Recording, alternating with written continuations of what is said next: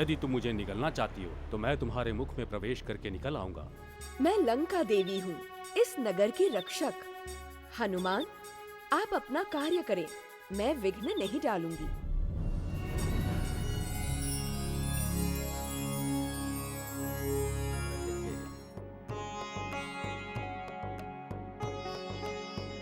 चिंतित मत हो, तुम्हारा पति राम अति शीघ्र आकर तुम्हें ले जाएगा।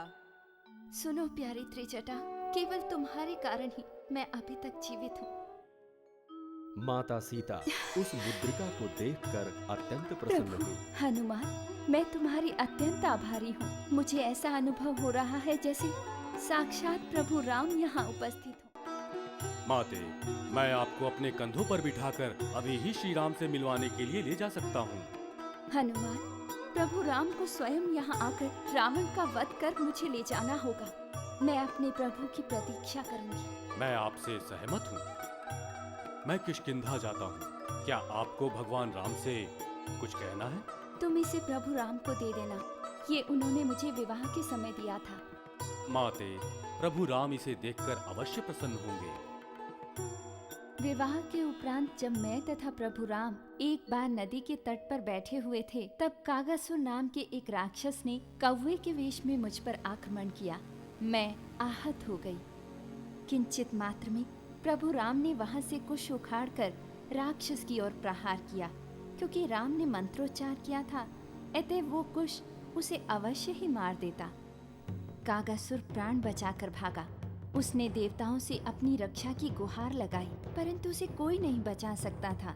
अंततः उसने निर्णय लिया कि प्रभु राम के अतिरिक्त कोई भी अब उसकी रक्षा नहीं कर पाएगा। इसलिए वो प्रभु राम की शरण में आया एवं उसने उनसे प्रार्थना की। मैंने भी प्रभु राम से उसे अभय दान देने की प्रार्थना की। प्रभु राम का अस्त्र इतना शक्तिशाली होता है कि वो कभी निरस्त नहीं होता। हाँ हनुमान, तुम प्रभु राम के विषय में जानते हो। यदि कोई शत्रु भी उनसे सहायता मांगने आता है तो वो उसी पल सब कुछ भूलकर उसकी सहायता करते हैं। वो प्रत्येक से प्रेम करते हैं। वो अत्यंत कृपालु हैं। क्योंकि अस्त्र बिना व्यक्ति पर प्रहार के वापस नहीं आता, इसलिए कागासुर का दाहिना नेत्र जल गया। कागासुर को प्रभु राम ने आशीर्वाद दिया। तुम ये प्रभु राम को बताना, क्योंकि ये बात हम दोनों के अतिरिक्त किसी को भी विदित नहीं है।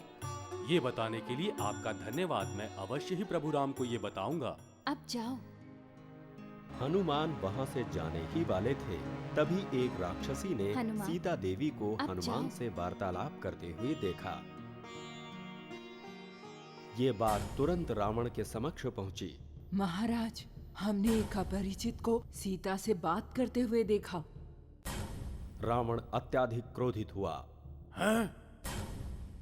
शीघ्र पता लगाओ वो वानर कौन था जो सीता से बातें कर रहा था। उसने सीता को इतने दिनों तक किसी से भी बात करते नहीं देखा था। उस अपरिचित को पकड़ने के लिए रावण ने अपने सैनिकों को भेजा। हनुमान माता सीता की खोज में लंका पहुंचे थे। सीता से मिलने के पश्चात वो रावण एवं उसकी सेना की शक्ति का आकलन करना चाहते थे।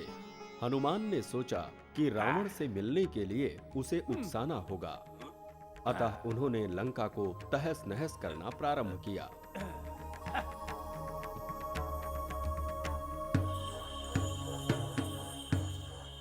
सीता, तुमसे बातें करने वाला वो वानर कौन था? वो वृक्षों को उखाड़ रहा है।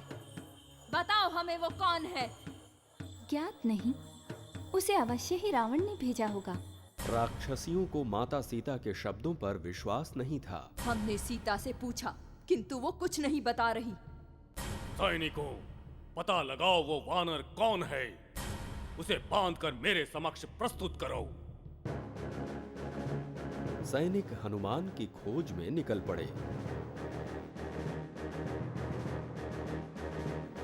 उन्होंने हर प्रकार के अस्त्र तथा शस्त्र से प्रहार किया, परंतु हनुमान ने सब निरस्त कर दिया। वो उन्हें सरलता से पछाड़ रहे थे। अशोक वाटिका के विध्वंस के पश्चात हनुमान रावण के क्रोध की सीमा जांच रहे थे। वो सीधे देवालय पहुंचे जहां राक्षस उपासना करते थे। हनुमान ने देवालय के खंभों एवं दीवारों को तोड़ना आरंभ किया। ये सूचना रावण तक पहुंची। उसके क्रोध की सीमा न रही। महाराज, वो वानर हमारे वनों तथा उद्यानों को तहस नहस कर रहा है। अनगिनत सैनिकों के प्राण न्योछावर हो चुके हैं। तो फिर एक वानर को नहीं मार सकते? महाराज, जैसा आप सोच रहे हैं वो कोई साधारण वानर नहीं है। उसके पास चमत्कारिक शक्तियां हैं। कोई चमत्कारिक शक्ति हमारे सम्मुख खड़ी नहीं रह सकती।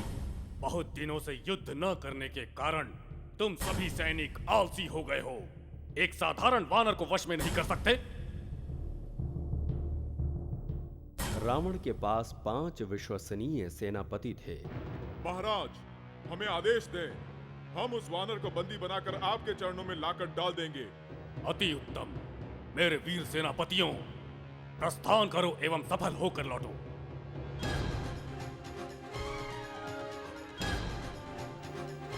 हनुमान से युद्ध करने सभी सेनापति अपनी भारी भरकम सेना के साथ पहुंचे, परंतु हनुमान के समक्ष वो कुछ ही क्षणों तक टिक पाए।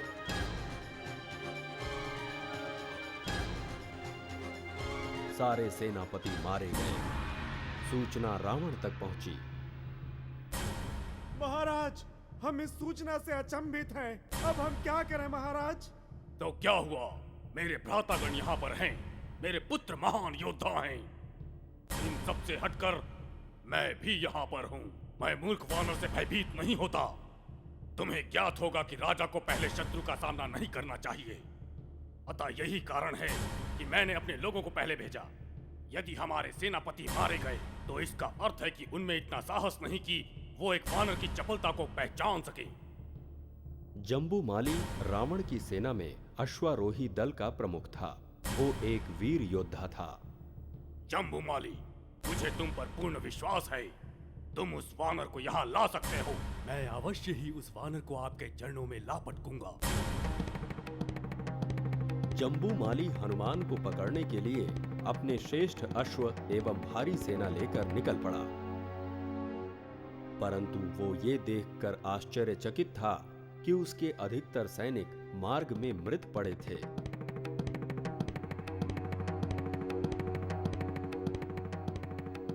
वो अत्यंत वीरतापूर्वक लड़ा। हनुमान को भी लड़ने में अत्यंत रोमांच का अनुभव हुआ। हनुमान ने सैनिकों को धूल चटा दी। जम्बूमाली अपनी समस्त सेना खो बैठा। मात्र वो एवं उसका रथ ही शेष रह गए। जम्बूमाली, तुम्हारी सेना मारी गई, मात्र तुम बचे हो। यदि तुम मुझसे लड़ोगे तो तुम भी मारे जाओगे। मैं ऐसे किसी से युद्ध नहीं करता जो बिना किसी सहयोगी के अकेला खड़ा हो।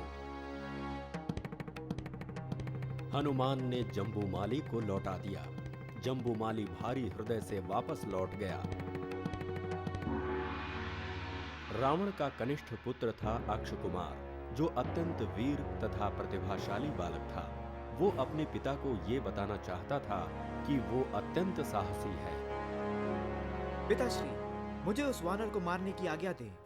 अक्ष, तुम अभी बालक हो। तुमसे वरिष्ठ लोग यहाँ पर हैं। तुम क्यों जाना चाहते हो? पिताश्री, व्यक्ति की पहचान उसके साहस से होती है, उसकी आयु से कभी नहीं होती। उचित कहा मेरे वीर पुत्र।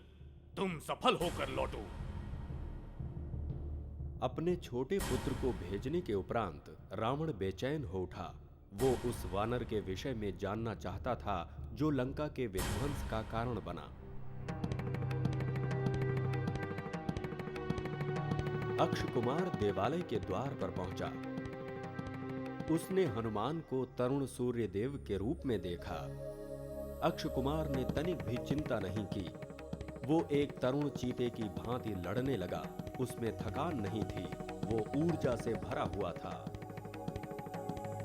हनुमान अक्षकुमार की प्रतिभा से अचंभित थे। उन्होंने युद्ध रोककर उस तरुण नायक के साहस की प्रशंसा की। अक्षकुमार ने रथ हवा में उड़ाया तथा युद्ध करता रहा। हनुमान उसे मारना नहीं चाहते थे, किंतु उनके पास उसे मारने के अतिरिक्त कोई उपाय न था। रावण को सूचना मिली कि उनका कनिष्ठ पुत्र मारा गया। जीवन में वो पहली बार बिखर सा गया। पुत्र की मृत्यु उससे सहन नहीं हो पा रही थी। उसने अपने द्वितीय पुत्र इंद्रजीत को बुलाया। इंद्रजीत, मैं जानता हूं तुम्हारे बराबर कोई नहीं। तुम्हें ब्रह्मास्त्र का आशीर्वाद मिला है। तुम उस वानर को मेरे लिए पकड़ कर लाओ। पिताश्री, आप चिंता न करें, मैं सफल होकर लौटूंगा।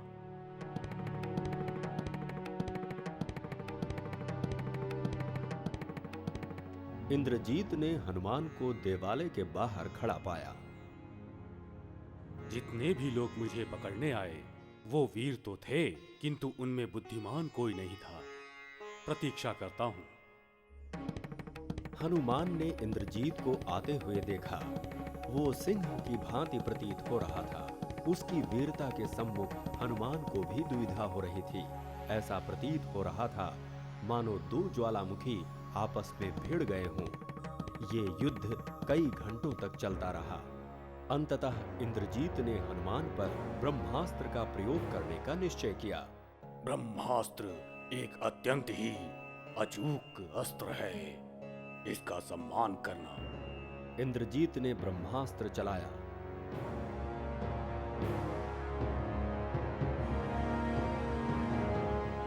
ब्रह्मास्त्र के लगते ही हनुमान अचेत होकर धरती पर गिर पड़े।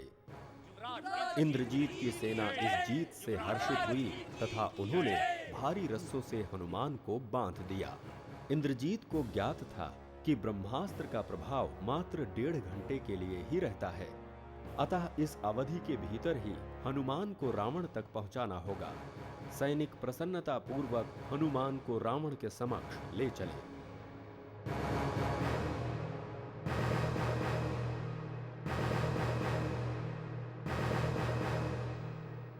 रावण का सभागृह स्वर्ण तथा रत्नों की चमक से आभायमान हो रहा था। हनुमान सभागृह की अनुपम सुंदरता को देखकर वशीभूत थे। सभागृह में उपस्थित जनों हेतु हनुमान कौतूहल का विषय थे। रावण ने सभागृह में प्रवेश किया, परंतु हनुमान से सीधे बात न कर उसने अपने भ्राता विभीषण से कहा, विभीषण, इस वानर से पूछो ये कौन है तथा इसने वनों एवं वाटिकाओं को नष्ट क्यों किया। रावण के साहस को देखकर हनुमान अचंभित रह गए। वो क्रूर किंतु गौरवशाली दृश्य हो रहा था। हनुमान ने रावण की बातें नहीं सुनी क्योंकि वो रावण को देखने में मुग्ध थे। रावण ने हनुमान को बैठने के लिए आसन नहीं दिया तो हनुमान अपनी पूंछ का आसन बनाकर उस पर बैठ गए। वो आसन रावण के सिंहासन से ऊंचा था। तुम कौन हो? मैं किष्किंधा राज्य के शासक महाराज सुग्रीव का भेजा हुआ दूत हूँ। मेरा नाम हनुमान है। मैं यहाँ प्रभु राम की पत्नी सीता देवी की खोज में आया था। राम अयोध्या के राजकुमार हैं एवं महान राजा दशरथ के पुत्र हैं। मुझे लंका के राजा से मिलना था, परंतु मैं जानता था कि यदि मैं उससे सीधा मिलना चाहूं तो ये कार्य इतना आसान नहीं होगा। इसीलिए मैंने वनों एवं वाटिकाओं को नष्ट किया। परिणाम स्वरूप मैं अब तुम्हारे सम्मुख हूँ। तुम अभी लंका के राजा के सम्मुख हो। कहो जो कहना है। विभीषण, मेरे भगवान राम एक कुलीन व्यक्ति हैं। अपने पिता के वचनों के लिए वो अपना राज्य त्याग कर पत्नी एवं भ्राता समेत वन में रहने के लिए आ गए। माता सीता एक साधारण स्त्री नहीं है। वो भूमि से उत्पन्न हुई है, किसी माँ के गर्भ से नहीं जन्मी। श्री राम से विवाह के उपरांत सीता देवी राज्य त्याग कर प्रभु राम के साथ जंगल में रहने आ गई। उन्होंने अनेक कष्ट तथा पीड़ा सहे हैं। कृपया सीता देवी को प्रभु राम को लौटा दें। ये सुनकर रावण ज्वालामुखी की भांति फट पड़ा। ऐ मूर्ख वानर, तुम कौन हो परामर्श देने वाले? सैनिकों, इस वानर को मार दो। रावण, शांत। आपको ज्ञात है क्या उचित है और क्या अनुचित। ये यहाँ पर दूत बनकर आया है। इसे जो कार्य सौंपा गया ये मात्र उसे संपन्न करने आया है। तो तुम चाहते हो कि इसके लिए भोजन की व्यवस्था की जाए? रावण, सुग्रीव को हम जानते हैं। यदि इसे मार देंगे तो अनावश्यक ही 2 देशों में शत्रुता हो जाएगी। तुम इसे छोड़ने की आशा क्यों करते हो? इसने हमारे अनगिनत लोगों को मारा है। हमारे सेनापतियों ने प्राण गंवाए हैं। मेरा छोटा पुत्र अक्ष भी मारा गया। यदि इसे मार देंगे तो कुछ और जीवन गंवाने पड़ेंगे। आप इसे मारकर महान क्यों बना रहे हैं? रावण हनुमान से बात नहीं करना चाहता था। उसने विभीषण की ओर मुड़कर उसे आदेश दिया। इस वानर की पूंछ में आग लगा दी जाए एवं लंका के मार्गों में घुमाया जाए। जनता को मनोरंजन का उपहार दिया जाए। सैनिक ढेर सारे वस्त्र ले आए एवं हनुमान की पूंछ में बांधने लगे।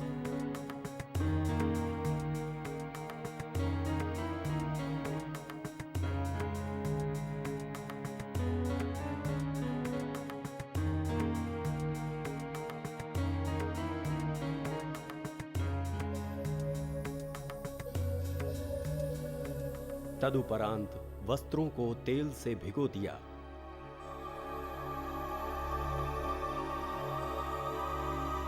अंततः उन्होंने हनुमान की पूंछ में आग लगाकर उन्हें लंका की गलियों में ले गए।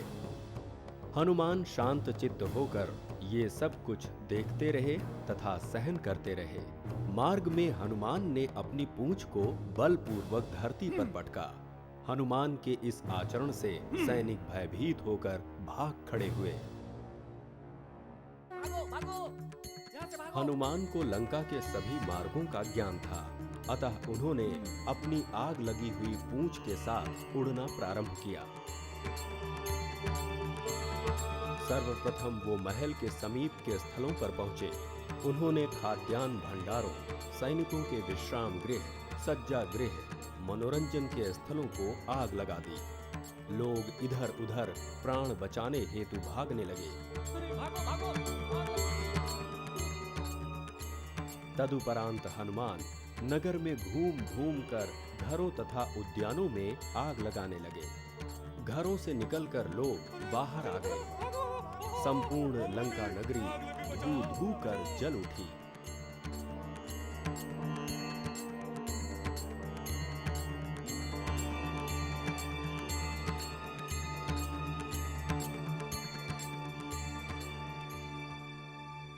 विभीषण, ये तुम्हारा व्यर्थ का परामर्श था जिसके कारण इतनी कठिनाइयां उत्पन्न हुई।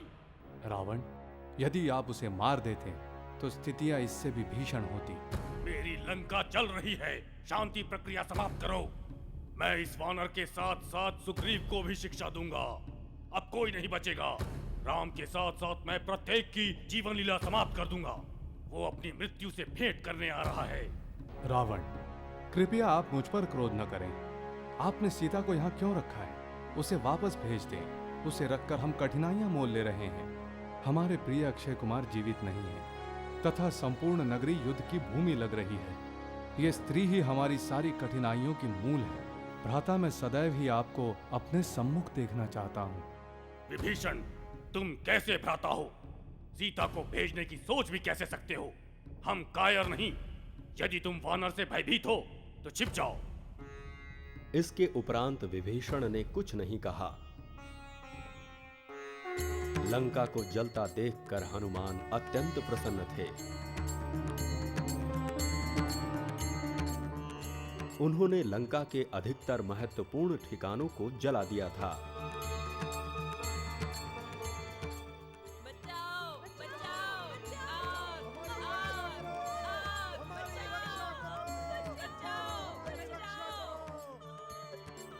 तदुपरांत समुद्र के जल में अपनी पूंछ को डुबोकर उन्होंने उसकी आग बुझाई एवं किष्किंधा हेतु उड़ चले। अकस्मात हनुमान को माता सीता का स्मरण हो आया। ये मैंने क्या किया?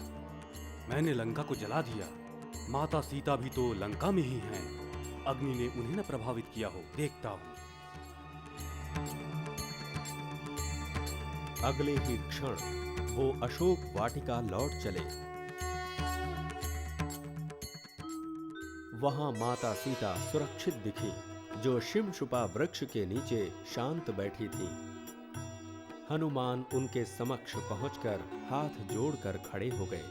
सीता उन्हें पुनः देखकर अत्यंत प्रसन्न हुई। हनुमान, तुम अत्यंत वीर हो। तुम सदैव अमर रहोगे। तुम सर्वदा ऐसे ही रहोगे जैसे कि तुम अभी हो। न वृद्ध होगे, न तुम्हें मृत्यु आएगी। हनुमान ने हाथ जोड़कर विशाल रूप धारण किया। माते, मैं आपके आशीर्वाद से अत्यंत धन्य हुआ। मैं सारा जीवन आपका आभारी रहूंगा। मुझे आज भगवान राम से मिलकर प्रसन्नता होगी। मैं उन्हें बताऊंगा कि आप यहाँ हैं तथा आपकी दी हुई मुद्रिका मैं उन्हें दूंगा। उसे देखकर वो अवश्य प्रसन्न होंगे। तुम अवश्य सफल होगे। असीमित प्रसन्नता के साथ हनुमान समुद्र के ऊपर से उड़ चले। वो आत्मविश्वास के साथ अपनी पूंछ को लहरा रहे थे। समुद्र देवता हनुमान को देखकर अत्यंत प्रसन्न हुए। सुग्रीव, जांबवंत, अंगद सहित अन्य वानर वीर हनुमान के प्रतीक्षा में थे। उन्हें आता देखकर सभी अत्यंत प्रसन्न हुए।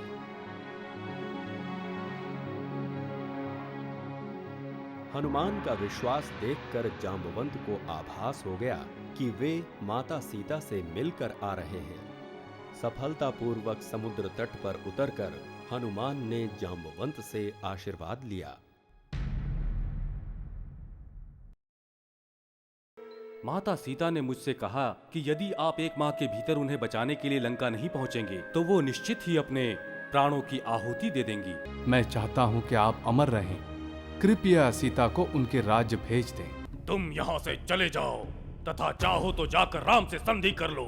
समुद्र राज प्रकट नहीं हुए। अतः श्री राम ने समुद्र पर भगवान ब्रह्मा का अचूक अस्त्र ब्रह्मास्त्र का प्रयोग करने का निश्चय किया। मेरी बात सुन लो मूर्ख स्त्री, अब वो कभी नहीं आएगा। मैंने उसका वध कर दिया है। मुझे नवजात राजकुमार का भविष्य बताइए और उसके लिए एक उचित नाम का चुनाव कीजिए। उनमें से एक ज्योतिषी शरीर पर बने चिन्हों को पढ़ने में निपुण था। उसने कहा, महाराज, ये बालक बहुत ही तेजस्वी है।